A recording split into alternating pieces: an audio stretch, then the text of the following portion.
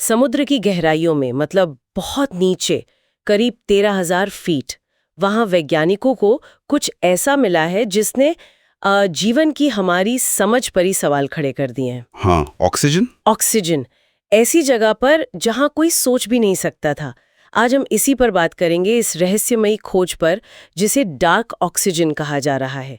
हमारा सोर्स है समुद्र की गहराइयों का काला ऑक्सीजन। तो ये कहानी शुरू होती है 2013 में। एंड्रू स्वीटमैन और उनकी टीम वो प्रशांत महासागर के क्लैरियन क्लिपिटन जोन, मतलब CCZ में स्टडी कर रहे थे। हाँ, ये CCZ एक बहुत बड़ा इलाका है और खनिजों से भरपूर। सही। तो वो गहरे समुद्र के जीवों को देख रहे थे और उन्होंने देखा कि इतनी गहराई में ऑक्सीजन कम होने के बजाय बढ़ रहा था, कुछ जगहों पर तो सतह से भी ज्यादा। बिल्कुल, और ये बात बहुत ही चौंकाने वाली थी। मतलब पूरी तरह से उल्टा जो हम अब तक समझते आए हैं, है ना? क्योंकि हम तो यही जानते हैं कि ऑक्सीजन सतह पर बनता है फोटोसिंथेसिस से और नीचे जाते जाते कम होता जाता है। हाँ जी, उसे इस्तेमाल कर लेते हैं। तो इस खोज ने इशारा किया कि भाई गहराई में भी ऑक्सीजन बनने का कोई छिपा हुआ सोर्स है। और फिर शक गया उन ऑलो जैसे दिखने वाले पत्थरों पर। पॉलीमेटालिक नोड्यूल्स कहते हैं उन्हें। हाँ, नोड्यूल्स। ये सिर्फ पत्थर नहीं है, इनमें खरबों डॉलर के खनिज भरे हैं, मैंगनीज, निकल, कोबाल्ट, और यहीं से मतलब टकराव शुरू होता है गहरे समुद्र के खनन के प्लान से। बिल्कुल, क्योंकि यही नोड्यूल्स हैं जिन्हें माइनिंग कंपनियां निकालना चाहती हैं। तो मामला थोड़ा पेचीदा हो गया है। अच्छा, तो फिर उन्होंने लैब में टेस्ट किया? हाँ, स्वीटमैन और डॉक्टर फ्रांसिस गीगर ने उन्होंने लैब में बिल्कुल गहरे समुद्र जैसा माहौल बनाया और इन नोड्यूल्स को टेस्ट किया। और ये पक्का करने के लिए कि कहीं बैक्टीरिया तो ऑक्सीजन नहीं बना रहे, उन्होंने नोड्यूल्स को डिसइंफेक्ट भी किया मर्क्यूरी क्लोराइड से। ओके। लेकिन उसके बाद भी नोड्यूल्स ऑक्सीजन छोड़ रहे थे। अरे वाह! हाँ, तो इससे ये साफ हो गया कि ये प्रोसेस बायोटिक नहीं है, मतलब जीवों से नहीं हो रहा, ये एबायोटिक है, बिना जीवन के। बिना जीवन के ऑक्सीजन? तो फिर कैसे, क्या थ्योरी दी उन्होंने? डॉक्टर गीगर का मानना था कि ये शायद इलेक्ट्रोलिसिस से हो रहा है। इलेक्ट्रोलिसिस, जैसे स्कूल में पढ़ते थे, पानी का टूटना? हाँ, कुछ वैसा ही।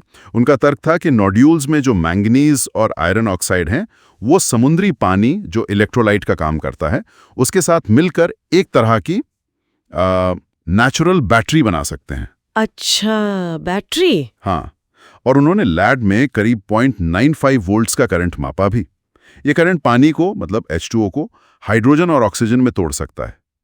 लेकिन एक मिनट, पानी को तोड़ने के लिए, इलेक्ट्रोलिसिस के लिए तो शायद 1.23 वोल्ट्स चाहिए होता है ना? थ्योरी तो यही कहती है। हाँ, बिल्कुल सही सवाल है, और ये बहस का एक मुद्दा भी है। तो फिर 0.95 वोल्ट से कैसे? देखिए, थ्योरी 1.23 वोल्ट कहती है, लेकिन परिकल्पना यह है कि शायद बहुत सारे नोड्यूल्स जब एक साथ हों, या फिर नोड्यूल की सतह पर जो माइक्रो एनवायरनमेंट बनता है, वहां शायद कम वोल्टेज पर भी ये रिएक्शन मुमकिन हो जाता हो। मतलब पक्का नहीं है अभी? नहीं, यह अभी पूरी तरह से साबित नहीं हुआ है। इस पर और रिसर्च की जरूरत है। बिल्कुल। और इसी अनिश्चितता के बीच जब ये खोज 2024 में नेचर जियोसाइंस में छपी, तो हंगामा हो गया होगा। हाँ, बिल्कुल। खासकर जो माइनिंग लॉबी है, जैसे द मेटल्स कंपनी, TMC, जो वहां खनन करना चाहती है, हाँ, उन्होंने फौरन कह दिया कि ये रिसर्च गलत है, इसमें खामियां हैं। जाहिर है, ये उनके खरबों डॉलर के हितों के खिलाफ जो जाती है। और क्या दूसरे साइंटिस्ट ने भी सवाल उठाए? हाँ, कुछ स्वतंत्र शोधकर्ताओं ने भी तरीकों पर या नतीजों पर सवाल उठाए हैं। ये नॉर्मल है साइंटिफिक प्रोसेस में, खासकर जब रिजल्ट इतने अनएक्सपेक्टेड हों। जैसे? कोई उदाहरण? हाँ, जैसे एक रिसर्चर हैं बोरकर जॉर्गनसन। उन्होंने अपने एक्सपेरिमेंट्स किए तो उनके नतीजे बिल्कुल उल्टे आए। उल्टे? मतलब उनके हिसाब से ऑक्सीजन असल में कम हो रहा था, बढ़ नहीं रहा था। उनका मानना था कि शायद कोई और बायोलॉजिकल या केमिकल प्रोसेस हो सकता है।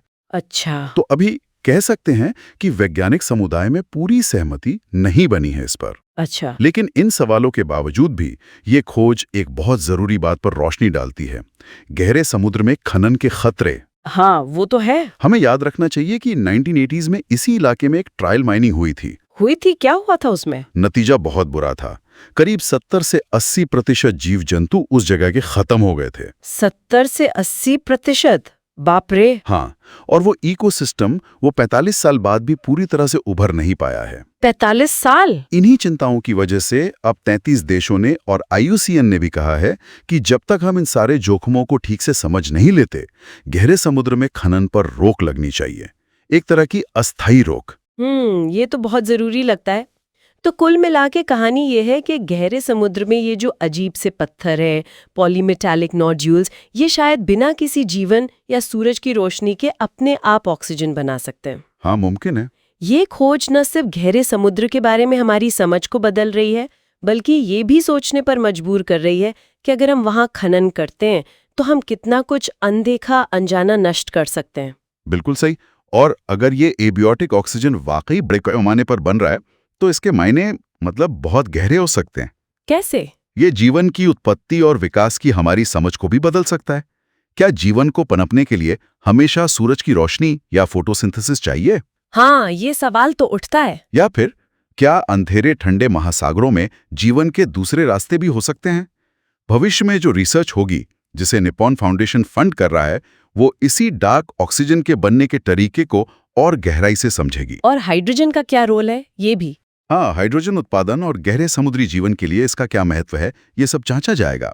वाकई ये खोज हमें याद दिलाती है कि हमारी पृथ्वी के महासागरों की गहराइयों में अभी भी कितने रहस्य छुपे हुए हैं। और ये हमें सोचने पर मजबूर करती है, क्या ब्रह्मांड में जीवन ऐसी जगहों पर भी हो सकता है जहां हमने कभी सोचा भी ना हो? सूरज से दूर, ठंडे अंधेरे महासागरों में। बिल्कुल। ये प्रकृति के संतुलन और उसमें हमारे दखल के दूरगामी परिणामों पर सोचने का एक और मौका है।